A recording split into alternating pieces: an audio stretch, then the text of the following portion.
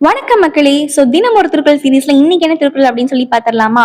இந்த உலகத்திலேயே ரொம்ப ப்ரெஷியஸான ரிலேஷன்ஷிப் என்ன அப்படின்னா அது ஃப்ரெண்ட்ஷிப் அப்படின்னு தாங்க நான் சொல்லுவேன்.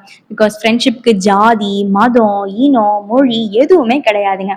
2 பேரோ 10 பேரோ 100 பேரோ எவ்வளவு பேரா வேணா இருந்துட்டு போட்டோம், அவங்க எல்லாத்துக்கும் நடுவுல வைப் அப்படிங்கிற ஒரு விஷயம் மட்டும் இருந்துச்சுன்னா போதும், அந்த பாண்டே வேற லெவல்ல இருக்கும் அப்படின்னு தாங்க நான் சொல்லுவேன்.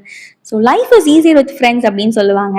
அந்த மாதிரி நம்மளுடைய சுச்சுவேஷன்ஸ் கஷ்டமோ நஷ்டமோ கண்ணீரோ அழுகோ என்ன வேணா இருந்துட்டு போட்டுங்க, விடுறா மச்சான் பாத்துக்கலாம், வாடா டீ குடிக்க போலாம் அப்படின்னு சொல்லிட்டு அந்த டீ குடிக்கிற கேப்ல மொத்த சுச்சுவேஷனையும் பாசிட்டிவா மாத்திர பவர் நம்மளுடைய ஃப்ரெண்ட்ஷிப்க்கு தாங்க இருக்கு. அப்படிப்பட்ட ஃப்ரெண்ட்ஷிப் எப்படி இருக்கணும் அப்படின்னு சொல்லிட்டு நம்ம திருவள்ளுவர் சொல்றாரு அப்படின்னா, முகநக நட்பது நட்பன்று நெஞ்சத்து அகநக நட்பதுதான் நட்பு அப்படின்னு சொல்றாருங்க. அதாவது முகம் மட்டும் வளர்ந்து பேசுறதுக்கு பேர் நட்பு கிடையாது அப்படிங்கிறாரு. அப்ப வேற என்ன நட்பு அப்படின்னா, நம்ம மனமுவந்து பேசணும் அப்படின்னு சொல்றாரு.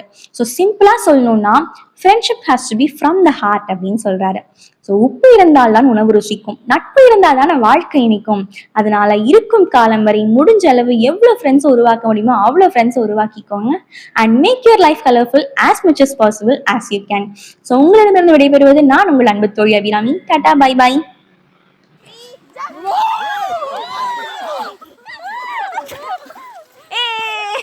நாங்க இப்ப ஆணைக்கட்டியில இருக்கோம்.